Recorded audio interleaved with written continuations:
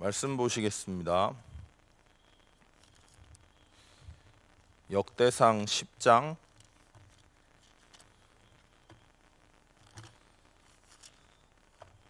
역대상 11장 4절에서 9절까지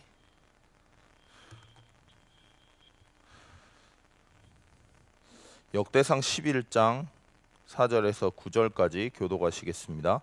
다윗이 온 이스라엘과 더불어 예루살렘 곧 여부스에 이르니 여부스 땅의 주민들이 거기에 거주하였더라.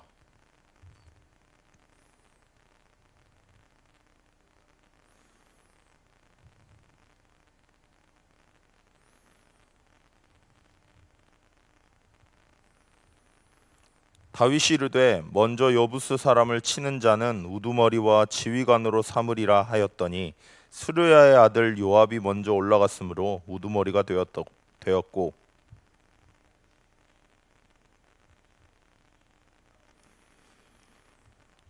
다윗이 밀로에서부터 두루 성을 쌓았고 그 성의 나머지는 요압이 중수하였더라.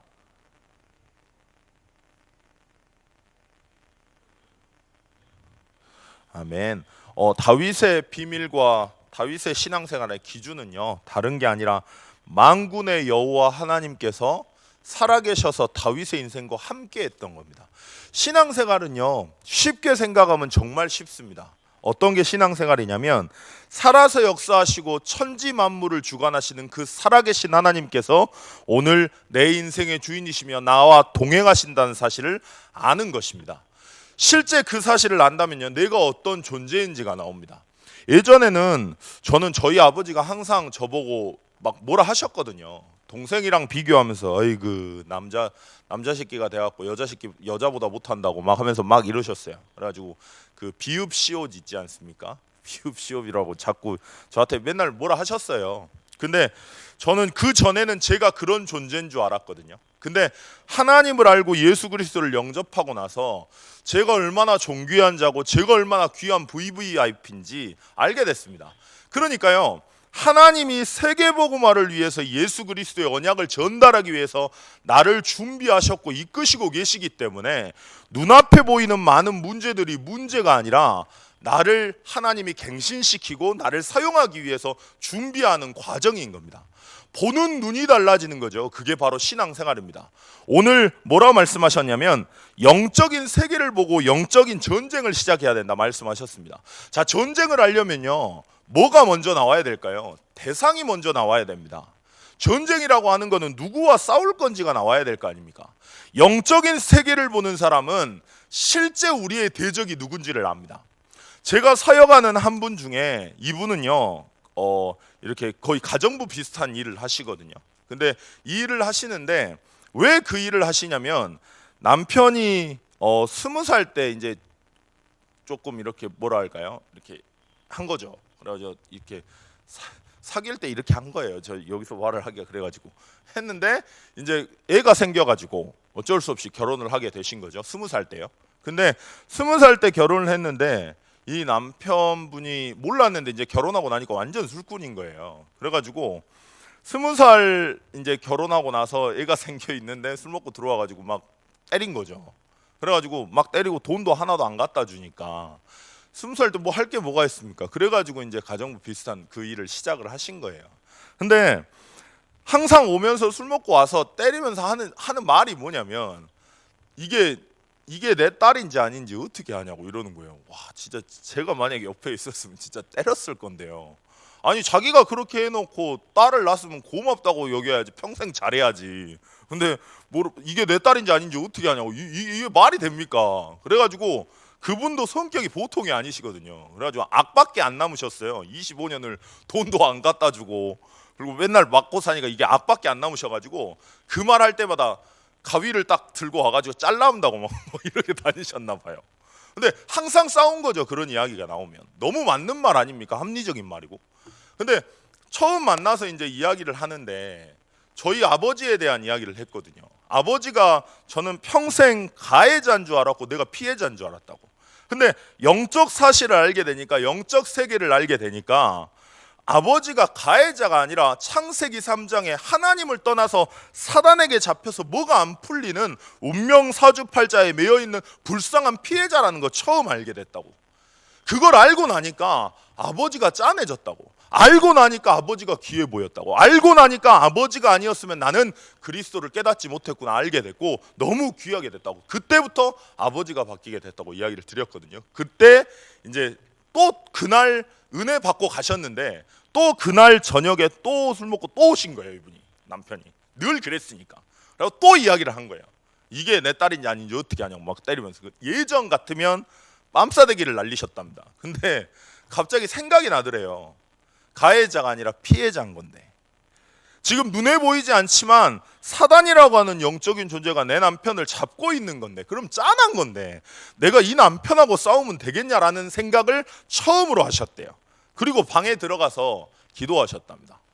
신앙생활을 그리 오래 하신 분이 처음으로 기도하신 거예요. 근데 그 다음에 이 남편분이 찾아오셔가지고 돈을 600만 원을 갖다 주더래요.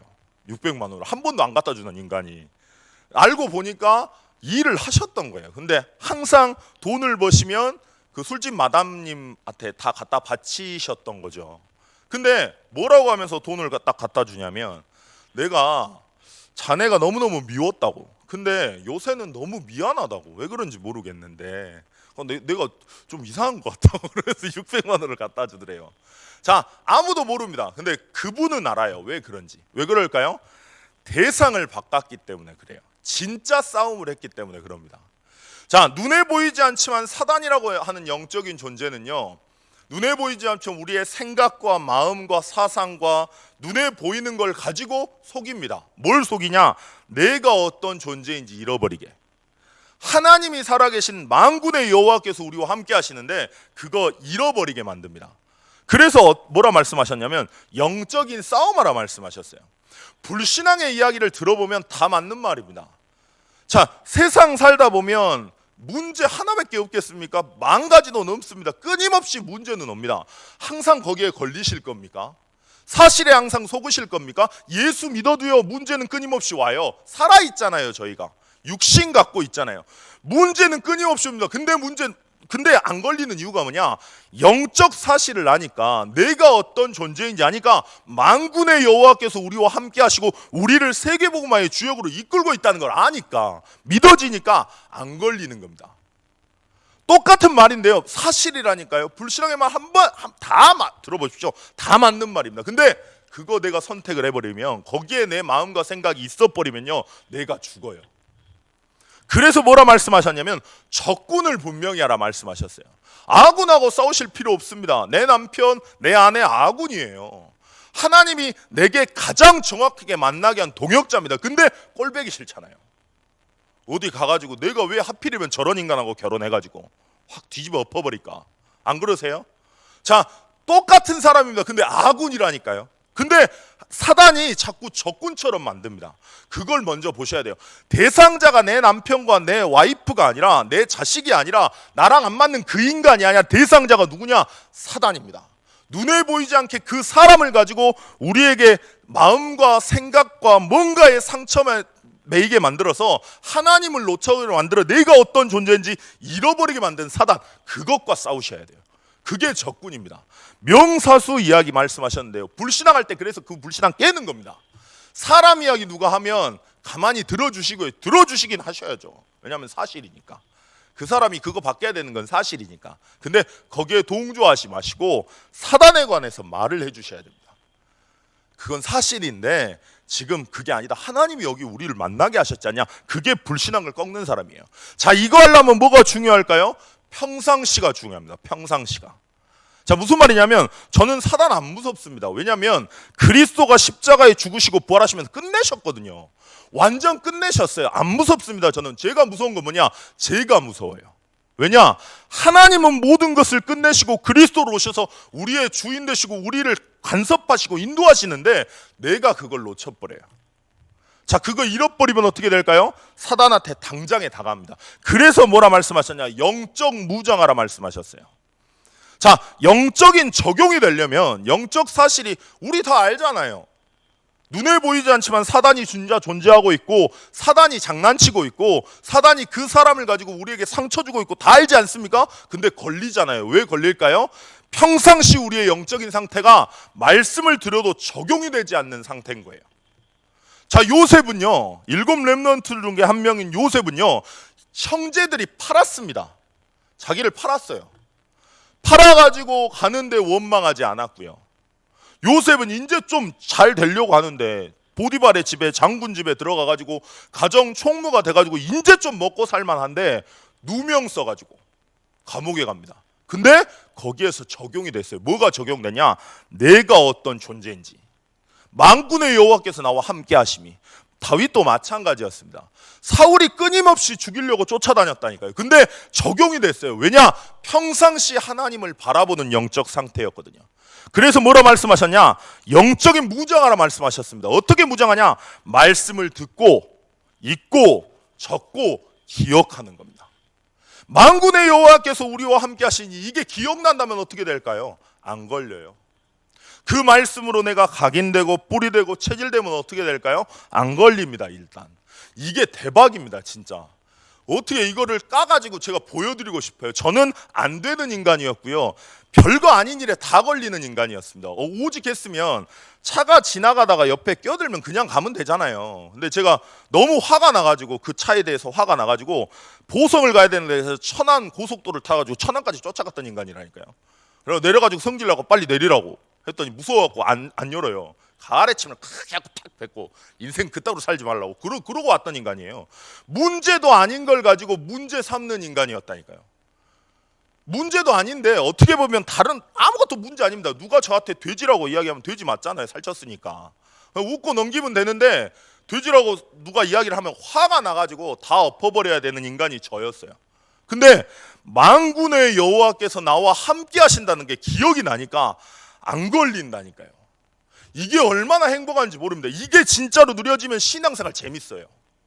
말씀 듣는데 너무너무 감사하고 너무너무 즐겁다니까요. 진짜 이게 되는 게 영적 무장입니다. 그러면 어떻게 될까요? 영적 싸움하기 위해서 영적 무장하는 사람은 대적을 알고, 그리고 그래서 우리가 중요하니까 영적인 무장을 말씀으로 언약으로 하고, 그러면 어떻게 될까요? 내가 움직이는 모든 걸음이 영적인 전쟁이 됩니다. 자, 무슨 말일까요? 내가 있는 구역에 전도운동이 일어나요. 왜냐? 적군이 사단이잖아요. 우리도 모르게 하나님을 인간이 떠나면서 이 땅은 세상의 주관자가 사단이 됐습니다. 어쩔 수가 없어요. 그 세상 주관자 대신 사단을 완전히 꺾는 그게 캠프입니다. 그게 전쟁이에요. 자, 이 전쟁하려면 중요한 건 뭘까요? 저희예요. 저희. 진짜 말씀 누리고 진짜 만군의 여호와께서 함께 하시면 누리고 내가 복음으로 즐겁고 그러면 된다니까요. 자, 열구역 캠프 일어난다 말씀하셨고요. 그걸 하기 위해서 호남에 우리가 사니까 호남 미자립 교회 살리는 겁니다. 그리고 세계를 살리기 위해 다민족, 그리고 후대 살리기 위해 어린이집, 전진기지라고 생각하시면 돼요. 자, 전쟁을 하려고 하면요, 항상 이 땅에 살기 때문에 저 적군의 땅에 전진기지 깔지 않습니까? 그렇게 보시면 됩니다. 우리가 하는 시스템은 그런 거예요. 자, 중요한 건 뭐냐? 오늘에서 제일 중요한 건 뭐냐? 영적 전쟁을 하려면요, 대상자부터 올바로 보십시오. 나랑 걸리는 인간, 그게 문제가 아니에요. 내가 걸리는 문제, 그게 문제가 아닙니다. 내가 걸리는 환경, 그게 문제가 아닙니다. 내가 걸리는 상황, 그게 문제가 아니에요. 그걸 가지고 만군의 여호와를 놓치게 만드는 사단과 싸우셔야 돼요. 그걸 알고 어떻게 싸울까요? 사단아 떠나가라, 예수 그리스도로 떠나가라 하면 떠납니까? 떠납니다. 예수 그리스도 무서워하니까. 다시 와요. 근데 어떻게 할까요? 그리스도로 충만한 상태, 영적인 상태를 바꾸는 겁니다. 영적인 무장으로. 어떻게 해요? 말씀을 듣는 겁니다. 말씀을 묵상해 보는 겁니다. 말씀을 가지고 생각해 보는 거예요. 그러면 나도 모르게 복음이 너무너무 즐겁고 감사하고 행복하고 그만큼 안 걸립니다. 그 사람을 통해서 하나님은 영적인 전쟁을 일으키시는 겁니다. 오늘 그 일 꼭 기억하세요. 다윗이 그런 사람이었기 때문에 하나님은 다윗을 사용할 수밖에 없습니다. 아니, 다윗처럼 악한 인간이 어디 있어요. 자기의 충신인 우리아의 아내 헷가닥 가가지고, 너무 이쁜 거라, 그리고 헷가닥 가가지고 자기 충신을 일부러 죽이려고 전쟁터에 보낸 인간이 다윗이라니까요. 근데 하나님은 이 인간을 사용하셔야 돼요. 왜냐하면 하나님을 바라보고 하나님 앞에 엎드리는 사람이니까 자기가 잘못한 것도 하나님께 엎드려서 죄송하다 그러거든요. 그게 신앙생활의 전부입니다. 내가 누구인지 알고 내 대상이 누구인지 알고 나와 함께 하시는 여호와 하나님과 함께하는 임마누엘 누리는 것. 그 사람을 통해서 하나님은 시대를 변화시키시고 그 사람을 통해서 하나님은 이 땅을 변화시키십니다. 오늘 그 일을 하기 위해 여러분들을 이 자리에 보내셨습니다. 정체성부터 바로 하십시오. 여러분들은 그렇게 약한 존재 아니에요. 연약한 존재 아니에요. 걸릴 존재 아닙니다. 이 시대를 살릴 사람들입니다. 오늘 그 사실 기억하고 기도하셨으면 좋겠습니다. 지금 목사님 그 동문 지총단 수련회 지금 가셨다가 세계 청소년 수련회로 바로 이동하시거든요. 그래서 오고 가는 발걸음 위에 하나님께서 성령으로 영육간의 간과를 허락해 달라고. 그리고 동문 순회 캠프가 20일 날 예비 캠프, 그리고 27일, 28일 날 본 캠프가 있습니다. 그래서 실제 영적인 전쟁이 시작되는 전진 기제를 까는 그런 호남 캠프의 시작이 될 수 있도록 순회 선교, 미국 선교, 그리고 불가리아 선교 일정이 있습니다. 실제 유럽을 살리고 세계 복음하는 발판이니까요. 그 일 위에 움직이시는 모든 팀들에게 은혜 위에 은혜를 허락해 달라고 이렇게 기도하시면 좋을 것 같습니다. 연약한 성도님들 위해 또 기도해 주시고요. 기도하겠습니다.